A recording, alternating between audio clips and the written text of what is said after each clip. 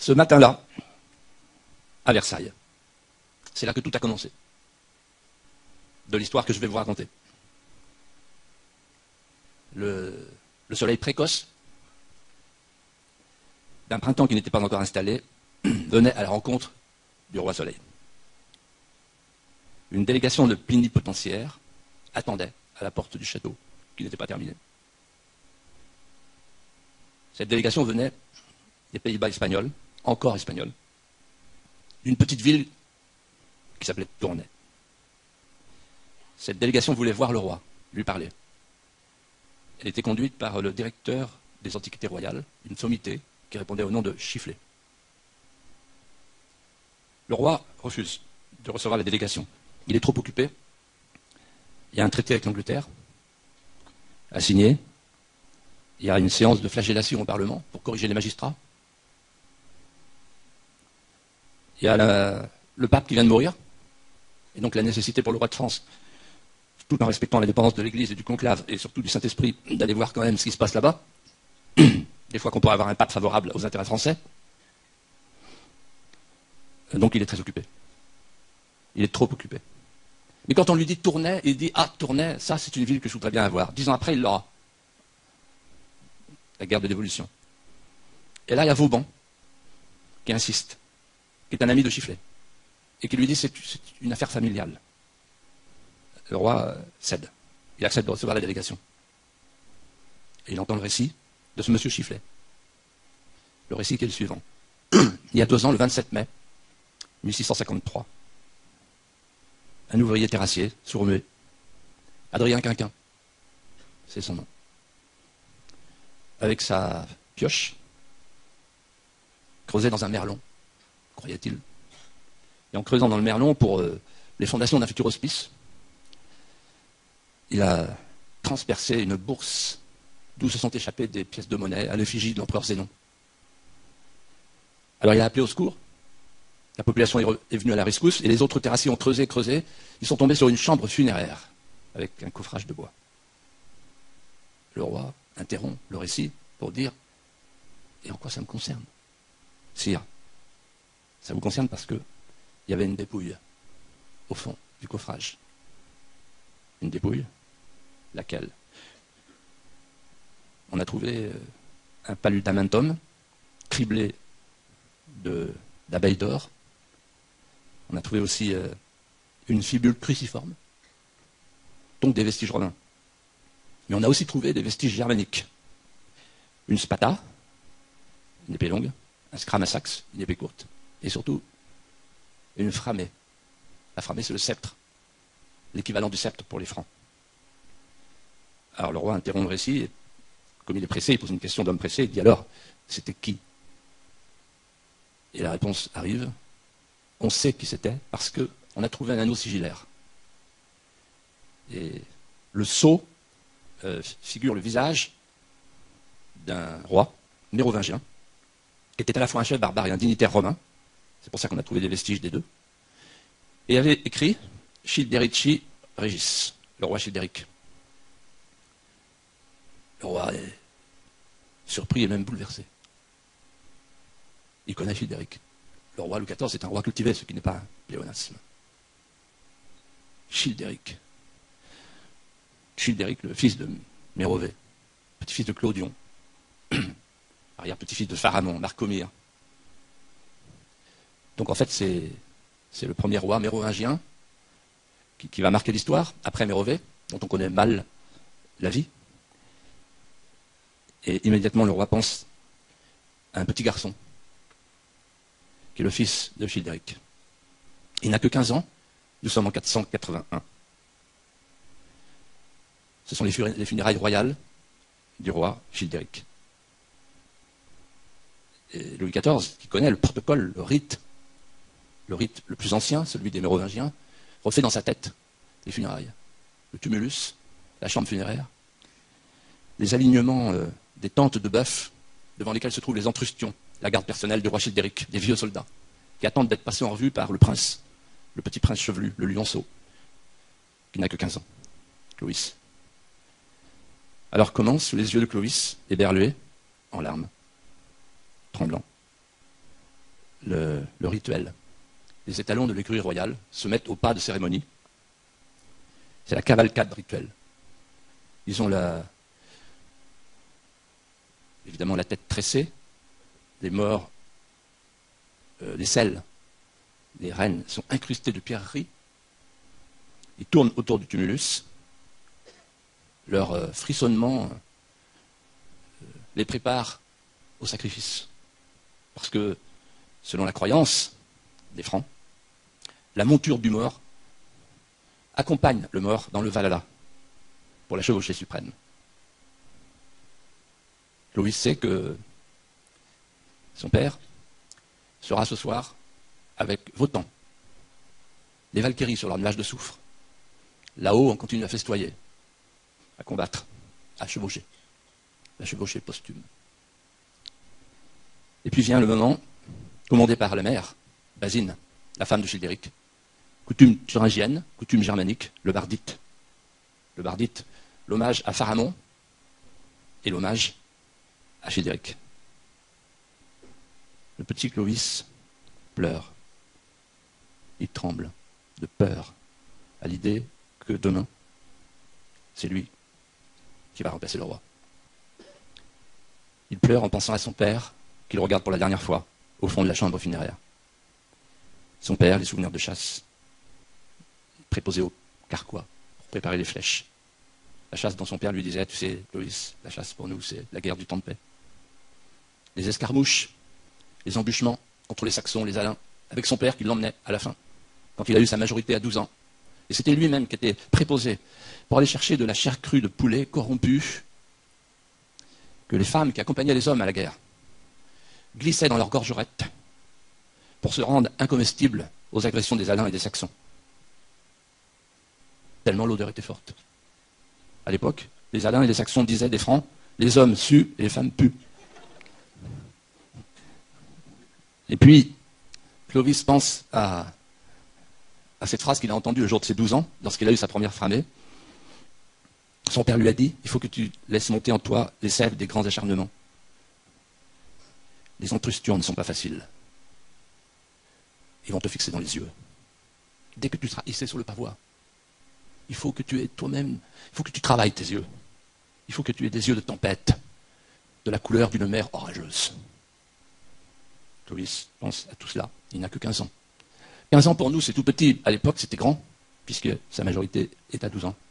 Il pense à sa mère, la thuringienne, habile dans la prémonition, qui songe et qui interprète ses songes, qui sont toujours très pessimistes, sur sa géniture.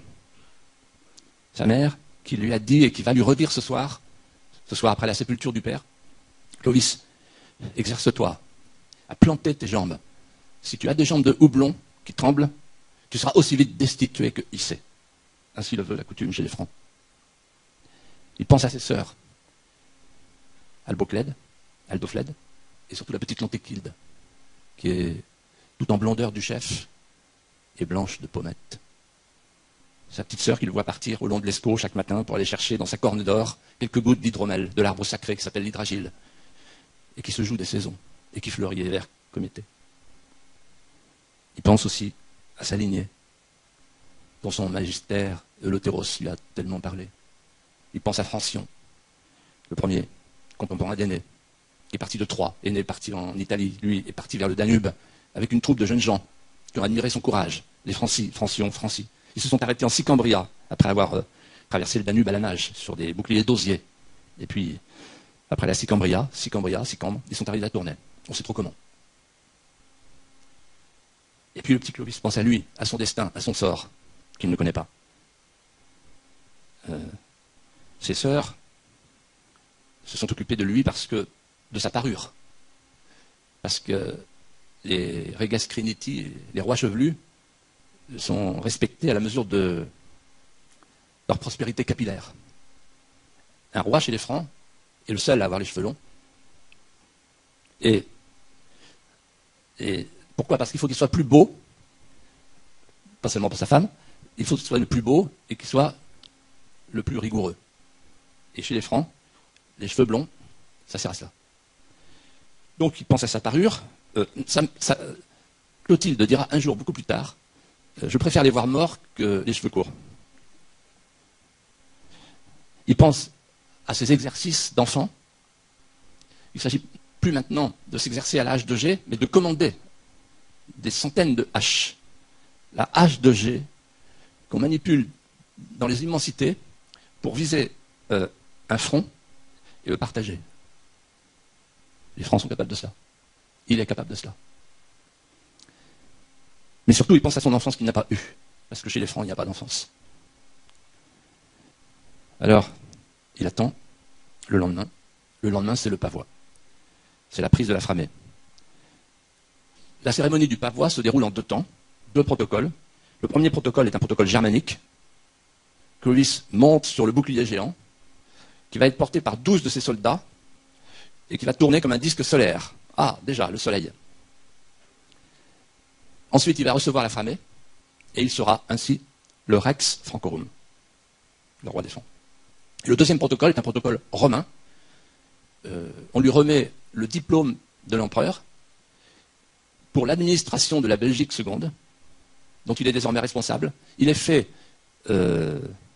ainsi rector provincier, recteur de la province. Il a le titre de vir magnificus, ce qui est juste au-dessous de vir illuster. Et donc il est un chef de tribu associé à Rome par un ancien fédus, un ancien traité. Clovis, à 15 ans, règne. Au soir de la cérémonie du pavois, il reçoit une lettre de l'archevêque de Reims.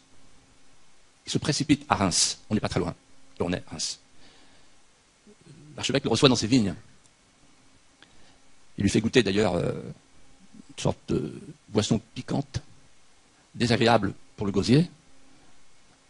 Clovis préfère la bière. Et après lui avoir écrit une lettre splendide, dans laquelle Rémi lui dit, si vous entendez bien avec nous, on pourra vous aider à résoudre vos problèmes, qui sont immenses. Rémi trouve les mots d'entrée. Il lui dit, vous êtes jeune, je sais. Mais moi, j'ai été nommé évêque à 22 ans. Donc je sais ce que c'est que la jeunesse et l'audace.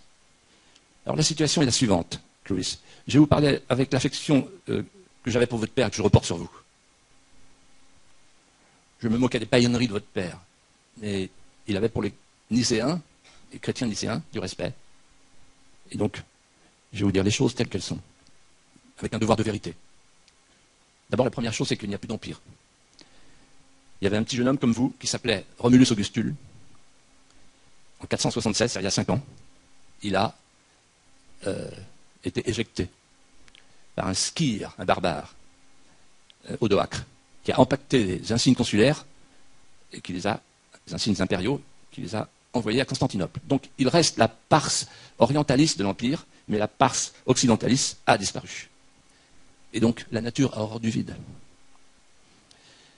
Et par rapport au vide, il y a le trop-plein. D'abord, il y a vos voisins qui sont dans la convoitise. On dit souvent, pour nuire, il faut être proche. On ne trahit bien que quand on a d'abord assez un bon bail de fidélité. Vos cousins n'attendent qu'une chose, c'est pouvoir prendre votre domaine. Les Saliens, il y a plein de petits rois saliens, il y en a jusqu'au Mans. Ragnacaire, Chararic, etc. Ils attendent, ils guettent la faute. Il y a les Ripuaires, c'est-à-dire d'autres francs. Il y a les francs saliens, mais aussi les francs Ripuaires sur le Rhin. Ceux-là aussi rêvent de réunir les 2 royaumes. Et puis il y a Siagrius, Rex Romanorum. Il est vir illuster, il est au-dessus de vous. Et lui, c'est un Romain. Il n'y a plus d'empire, mais il y a encore un Romain. Donc lui, c'est l'évêque qui parle, il faut le liquider. Sinon, il va vous liquider. Mais surtout, il y a le barbaricum arien. Et il explique à Clovis, voilà, on va les prendre un par un. Il y a les Alamans, ce sont des païens. Ils bougent tout le temps, les Alamans. Ils migrent. Ils ne restent pas en place. Ils cherchent leur espace vital. C'est comme ça depuis toujours et ça sera comme ça tout le temps.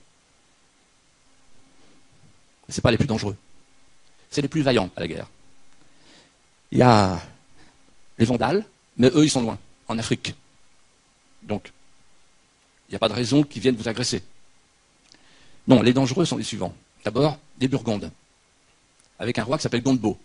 Alors, on a de la chance, dit Rémi à Clovis, parce qu'en ce moment, le roi Gondebaud est très occupé, parce qu'il a 4 frères, et il les assassine les uns après les autres, donc il en reste 2.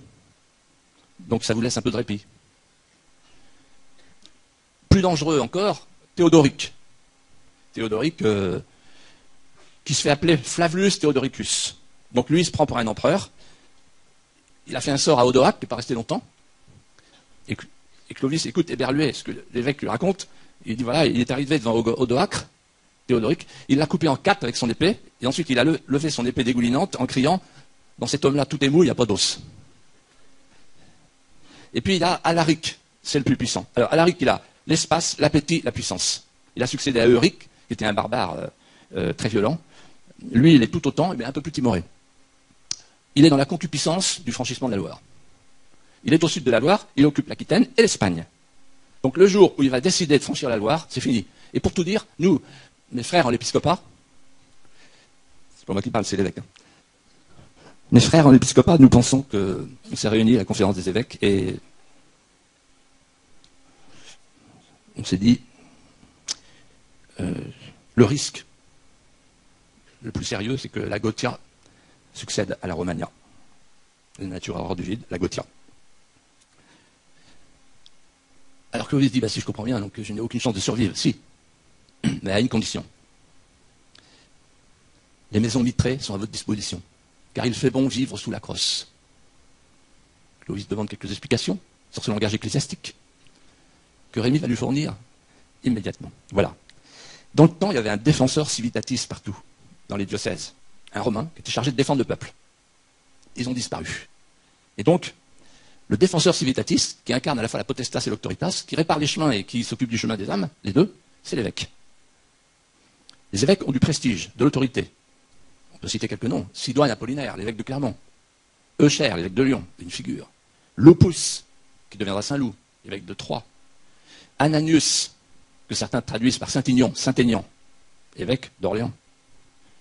Germanus, Germain d'Auxerre. Russicius, évêque de Limoges, Volusien, évêque de Tours, etc. Que des figures admirables. Tous sont passés de la toge à la chasuble. Ils appartenaient à la noblesse sénatoriale romaine. Et donc, ils tiennent le peuple. Le peuple a confiance en eux. Dans une période de grands troubles, où on voit passer les Hérules, les Sarmates, les Saxons, on ne sait plus à qui on peut se fier. Immense trouble de l'esprit public, mais il y a les évêques. Alors Clovis, qui a que 15 ans, mais qui a une maturité quand même de guerrier franc, la guerre ça fait mûrir. Il ose lui dire, oui, mais moi je suis païen. Et les autres, ils sont chrétiens. Les autres barbares. C'est exact.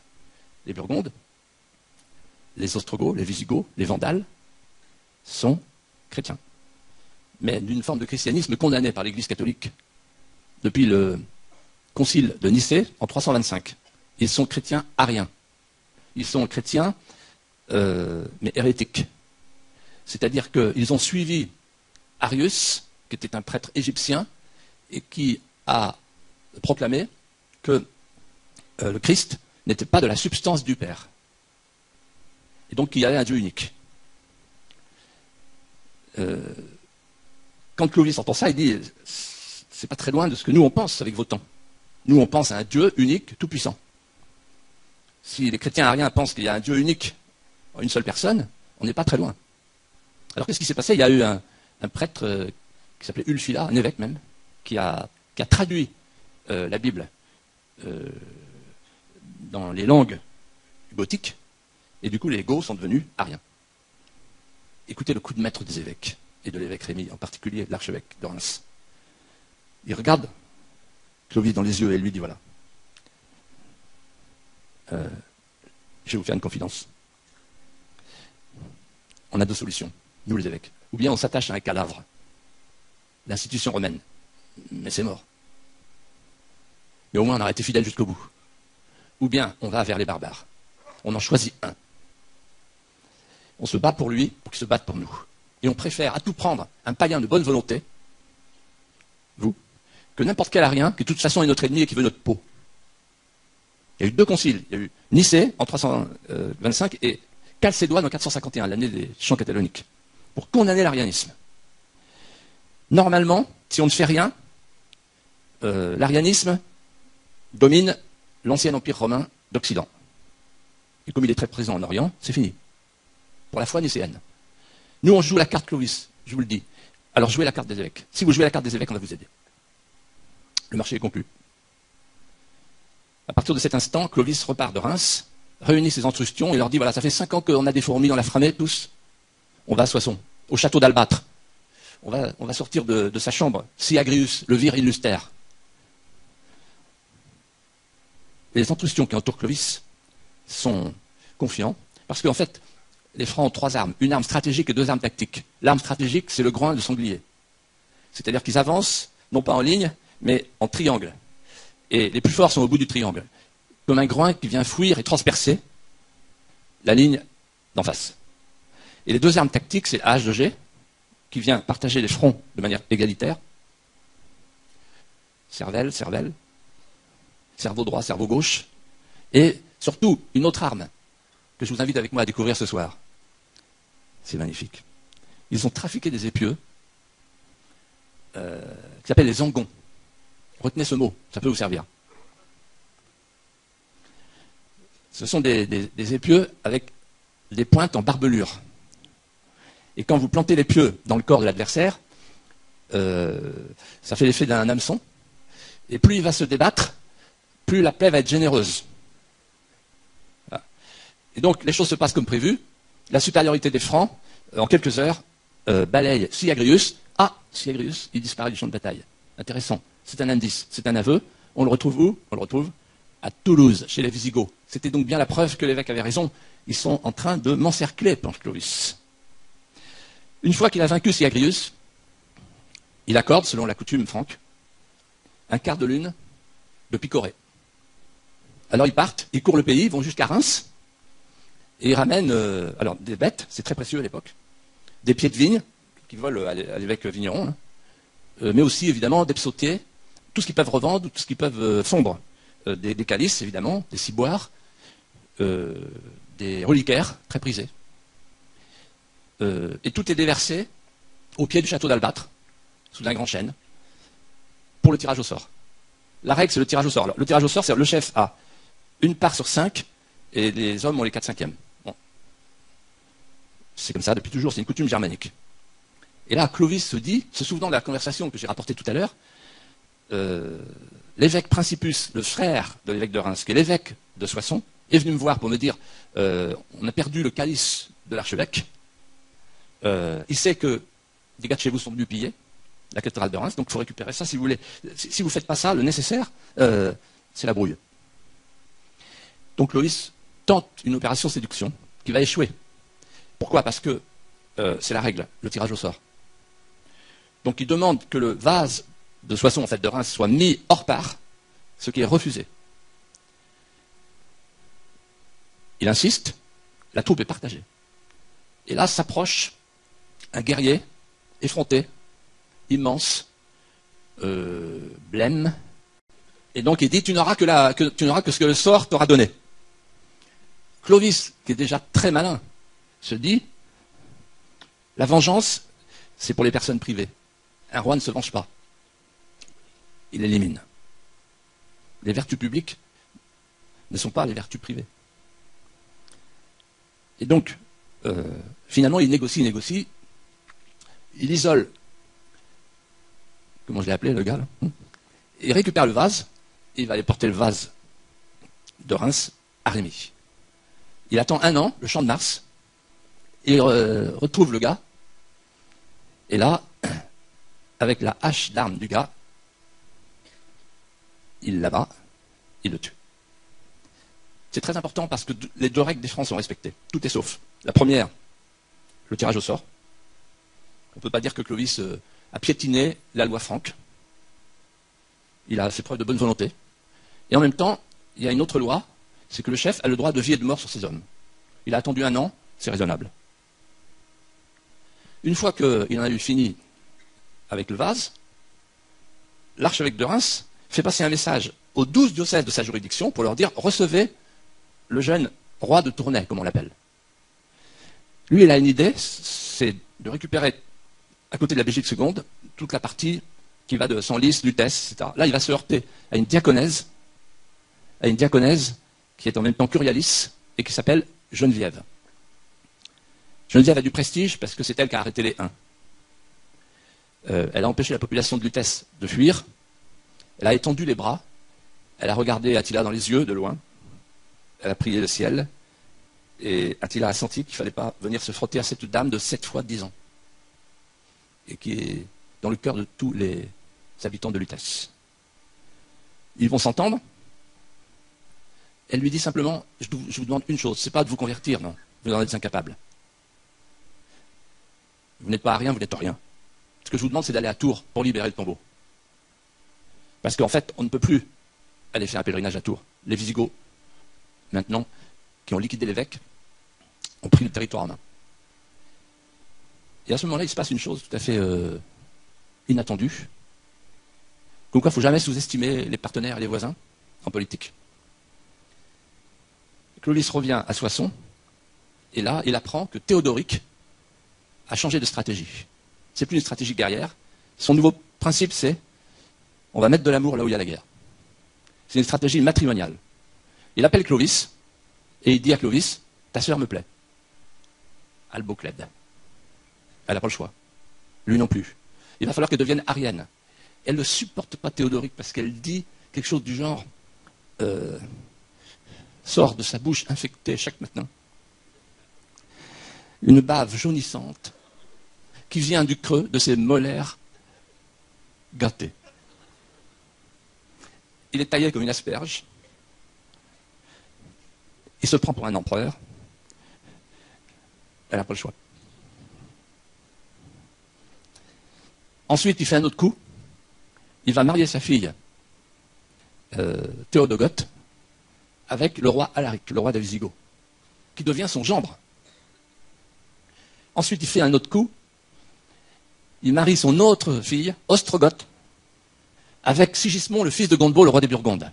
Ensuite, il fait un autre coup. Il marie Amalafred, la dernière fille, avec le roi des Vandales. Tu pars pour l'Afrique, ma petite. Trasamund. Et le Vandale, c'est pas un sentimental. Les évêques autour de Rémy constatent. Ce sont des fins politiques. Et à ce moment-là, Avitus, l'évêque de Vienne, est aussi intelligent que Rémy. Souffle à l'oreille de Rémy une idée. Regardons bien. Quel est le point faible? C'est les Burgondes. Pourquoi? Parce que les Ostrogoths veulent la Burgondie, alors que les Visigoths veulent le royaume de Tournai.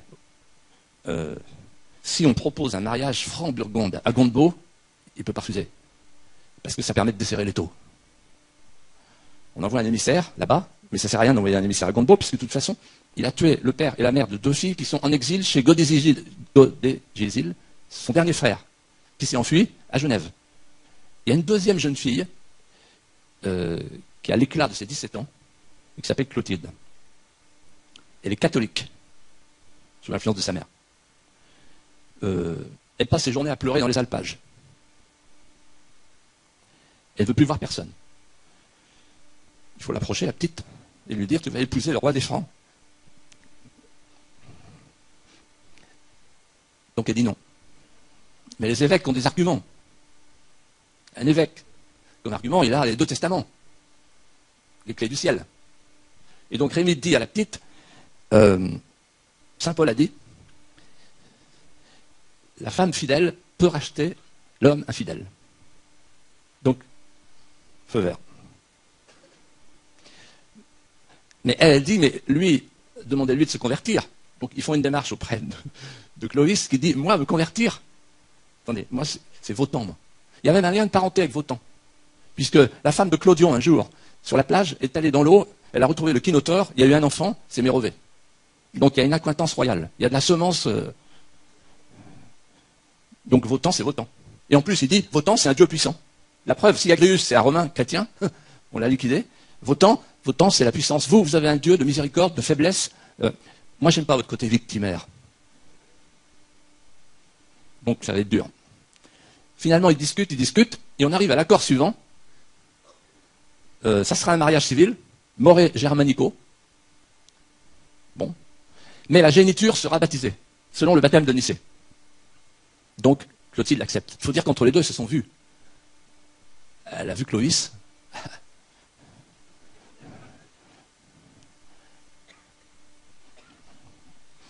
À l'époque de la chute de l'Empire romain, il y a beaucoup de... hein. Mais là, voilà, un vrai mec, quoi. Et lui, on lui a décrit Clotilde comme un regard de braise voilé de tristesse cendrée. Après, il a un mouvement de recul parce qu'on lui dit, c'est Avitus qui fait la gaffe, qui dit, elle est comme sa mère, d'une haute frugalité. C'est une femme d'abstinence, de sobresse et de jeunerie. Oui, mais moi je veux pas de ça, moi. Moi je veux une Valkyrie, moi, sulfureuse. Bon, finalement ça s'arrange. Bon, il la trouve merveilleuse, elle le trouve merveilleux, et c'est un mariage d'amour qui va durer. Clovis est plus intelligente que lui. Et donc, elle va lui faire passer tous les messages. Et tous les soirs, avant de s'endormir, il fait la petite picouse, en disant tu vas aller longtemps voir tes ruches le matin pour savoir s'il y a de l'hydromel. Et elle lui dit des choses du genre, parce que lui, il pense qu'au miel, bon, le miel sacré, et il lui dit, le Christ a dit qu'on était le sel de la terre pour le miel de la terre. Bon, il ne comprend pas toutes les subtilités, mais ça le travaille. Et finalement, il lui dit, j'ai appris que l'oncle Sigebert, qui boite depuis si longtemps, est atteint du feu persique, une maladie pestilentielle qui consume les chairs et les sépare des os. Il est en triste état, les Alamans l'ont senti, et lui court après, à Tulpiacum, à Tolbiac. Donc il faut partir à Tolbiac. Il part à Tolbiac avec ses francs, ravi d'en découdre, d'en finir avec les Alamans. Ça se passe mal. Pourquoi? Parce que quand vous avez une stratégie d'avance, une arme stratégique d'avance, on vous copie. Et les Alamans, ils font le coup du groin du sanglier. Et il y a deux groins face à face. Quand il y a deux cochons en face, il y en a un de trop. Et donc ça se passe mal, il est isolé, il est presque perdu. Et là, il implore Wotan. Dieu Wotan, donne-moi la victoire. Il n'y a pas de réponse. Et là, il entend, en fait, dans son oreillette, Clotilde qui lui dit, c'est normal qu'il n'y ait pas de réponse, il n'existe pas. Et il se dit, bon, Wotan, le dieu de Clotilde, je fais un appel d'offres. Et il dit au dieu de Clotilde, si tu me donnes la victoire, j'irai jusqu'au baptême. Il met un genou à terre, pas les deux, mais un. Il obtient la victoire. Il tue, non, il tue pas. Il met en fuite le chef Alamand. Et il est tellement content qu'il fait une chose inouïe. Il y a des prisonniers alamans, par centaines, il les libère. Cet acte de clémence, Clotilde n'en revient pas. Le pardon, cette alchimie du sentiment qui convertit le mal en nouvelle chance, dit l'évêque Avitus. Il pratique le pardon alors qu'il est dans le culte de Wotan. Quel est donc ce chrétien qui s'ignore? Saint Vaste, l'ermite, qui vient le voir et qui lui dit, parfois, il y a des actions qui précèdent la pensée. Alors, Clotilde, qui est en relation avec Geneviève, qui va mourir en 502, et qui est en relation avec Rémi, fait part de ses doutes. Elle leur dit ceci. Depuis des années, nous tentons, les uns et les autres, de passer par la raison. Les articles de la foi, que dans l'éloquence discoureuse des uns et des autres, nous portons à la connaissance de Clovis, sont comme une graine dans un pot qui sèche sur pied. Parce que tout ce qui passe par la raison, par exemple l'explication de la Trinité, c'est pour lui quelque chose d'inaccessible. Il en revient toujours à cette idée, un Dieu, c'est la puissance. Un Dieu, ça donne la victoire. Si c'est un Dieu de faiblesse, ça ne m'intéresse pas. En plus, un Dieu en trois personnes, c'est pas possible, je préfère être arien. Alors il faut dire qu'il est travaillé par l'Antéchilde, qui au palais fait venir des prêtres ariens, dans les cuisines. Et donc, il assiste à des confrontations entre la sœur et la femme, l'Antéchilde et Clotilde, Clotilde qui met les prêtres ariens dehors. Donc il n'a pas fait son choix. Et Rémi, nouveau coup de génie, dit à Clotilde, il y a une solution, après tout, c'est Martin. Il faut l'emmener à Tours. À Tours et ensuite, dans la foulée, déclencher la bataille contre les Ariens visigoths. Clovis accepte de partir à Tours pour la fête de Martin. Il arrive à Tours, il voit la basilique avec le toit de lame d'étain, caressé par les nuages d'automne. Au moment où il entre sous le porche pour déposer ses armes, conformément à la coutume, il croise une armée de cierges qui viennent de tous côtés, qui se bousculent. On entend un bourdonnement d'invocations, d'actions de grâce, de gémissements. Dans la nef, des odeurs multiples qui se croisent de tous les encens du monde, de l'Orient et de l'Occident. Et puis, il s'approche du tombeau à l'entrée du chœur, le sépulcre, sous le ciborium, avec une grande couronne votive qui se balance entre les milliers de cierges. Une foule de fiévreux, d'hallucinés, de boiteux, de forcenés. Des hurlements, des prières, des chants byzantins. Soudain, juste à côté de Clovis, il est devant le sépulcre, derrière la balustrade. Soudain, il voit un énergumène qui a la bave écumante à la bouche et qui se vide en marchant. Il est immense, il a les membres tors. Il enjambe la balustrade, il s'allonge sur le sépulcre, et de sa main gauche, il gratte le marbre. Et avec ses grands bras, il embrasse le sépulcre en criant « Martin, Martin !» Puis il se lève, il part en courant, en disant « Tu m'as guéri, tu m'as guéri !» Clovis se retourne, et au moment où il se retourne, une jeune femme arrive, couverte de pustules et d'ulcères, traînée par un enfant, jusqu'au cercueil. Elle passe la main sur la balustrade, elle gratte à son tour de la main gauche le marbre du sépulcre. Soudain, elle prend un peu d'huile dans la lampe du ciborium. Elle enduit ses paupières et elle murmure à son enfant en le prenant dans ses bras, en le serrant dans ses bras. « Ah, mon fils, comme tu as grandi !» Et là, Clovis tombe à genoux, je cite le chroniqueur, l'évêque Nucessius, tombe à genoux au pied de Monseigneur Martin. Qu'est-ce qui s'est passé? Une chose très importante et inattendue. Ce Christ qui s'est laissé clouter sur 2 poutres et qui symbolise la victime et l'impuissance, je l'ai rejeté. Mais là, on a un apôtre qui s'est nourri de pain trempé, qui dormait sur un fagot de bois, qui était le pauvre parmi les pauvres, respecté par les pauvres, qui démolissait les idoles. Et ce pauvre d'extrême pauvreté est aujourd'hui le symbole, depuis qu'il est mort, de l'extrême puissance. Ce contraste, cette harmonie contrastée entre l'extrême pauvreté, l'extrême faiblesse, l'extrême nudité, l'extrême puissance le touche. Il se dit, mais alors, il touche du doigt la notion d'intercesseur. Il se dit donc, ça veut dire qu'en fait, les Nicéens peuvent accoler les mots faiblesse et puissance. Ça change tout. Et puis, en relevant les yeux, il découvre la capa, ce qu'il en reste, la moitié, la capa, la cape, le manteau déchiré, la déchirure christique. Et dans le miroir de la capa, dans le miroir de Martin, il cherche à définir en lui, à dessiner en lui une nouvelle royauté de pauvreté, de miséricorde, d'oblation, pour devenir le roi du peuple. Tant que le roi sera le roi du peuple, la monarchie sera légitime. Le jour où le roi sera le premier des gentilshommes, la monarchie est morte. Il se tourne vers Clotilde, qui a la tête enfouie dans les mains, qui prie, qui supplie, qui attend la grâce. Et il lui dit seulement, je pars vaincre les Ariens. Il ne dit plus les Visigoths. Il part avec ses hommes vaincre les Ariens, à Vouillé, près de la Boivre, près de Poitiers. Il a le soutien de l'empereur, Anastase, qui a déclenché une armée contre les Ostrogoths pour les fixer sur place. Il a le soutien de Sigismond, le fils de Gondebaud, les Burgondes, dans le Limousin. Il a ouvert 3 fronts, c'est un stratège. Et à Vouillé, la bataille se termine par un face-à-face entre lui et Alaric. Clovis est plus fort qu'Alaric. Il le tue. Et lorsqu'il lève son scramasax, il s'écrie « Les Ariens sont morts ». Il recevra une lettre de l'évêque Avitus qui résumera ce qui vient de se passer. Votre foi est notre victoire. Parce que dès qu'il a vaincu, il veut revenir à Tours. Parce qu'il sait qu'après Tours, il ira à Reims. Votre foi est notre victoire. C'est-à-dire, votre victoire contre les Ariens, c'est la victoire de l'Église nicéenne, sur laquelle toutes les Gaules eussent été ariennes. Et là, il se passe une chose extraordinaire.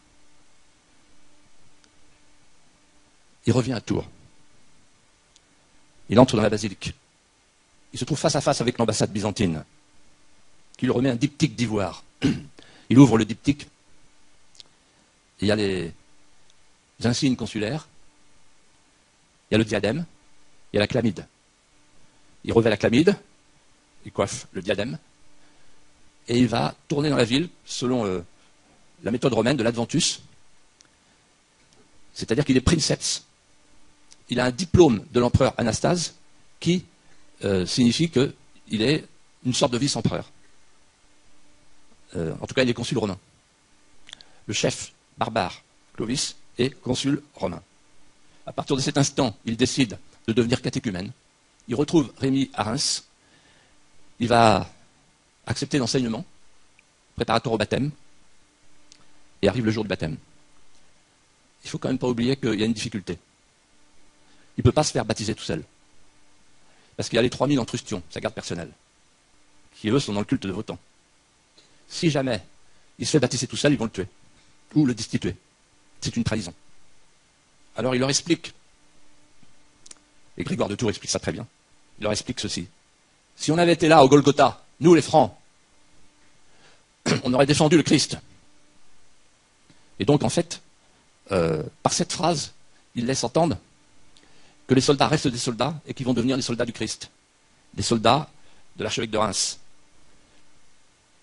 de la foi de Nicée. Le jour du baptême, le jour choisi, c'est le 25 décembre, la Noël, alors que les baptêmes se font à Pâques. C'est un symbole, la Noël. Avitus parlera même du Noël de l'Occident. Le baptême sera un baptême par immersion, dans la cuve baptismale, dans le baptistère de Reims, alors que pour les Antrustions, qui sont 3000, ce sera un baptême par aspersion. Il y a toute une procession solennelle. On marche sur des gerbes de thym et de romarin qui sentent fort, qui sentent bon. C'est comme un printemps. Il y a les cassolettes devant toutes les portes, d'où s'évadent des fragrances paradisiaques. Et devant le porche de la cathédrale de Reims, il y a tous les évêques. Tous les évêques du monde arien. C'est la raison pour laquelle je pense que le baptême a lieu après Vouillé. Parce que sinon, ils n'auraient pas pu venir. Ils sont tous là, et ils vont tous imposer leurs mains. Lorsqu'on fait dire à Clovis, lorsqu'on dit à Clovis, fier Sicambre, courbe-toi, brûle ce que tu as adoré, adore ce que tu as brûlé. Vous connaissez l'histoire de la colombe? Il y a un trouble, on n'a pas le Saint-Crème pour la confirmation. Le diacre qui devait apporter le Saint-Crème ne peut pas pénétrer dans la cathédrale tellement il y a de monde. Et une colombe entre par une baie vitrée, dépose l'ampoula, la petite ampoule, dans les mains de l'archevêque. Clovis est baptisé. À partir de cet instant, Clovis et Clotilde considèrent que les urgences s'inversent. L'urgence des urgences, c'est d'aller visiter la France, de faire des donations pour aider l'Église, pour se mettre au service de la foi nicéenne.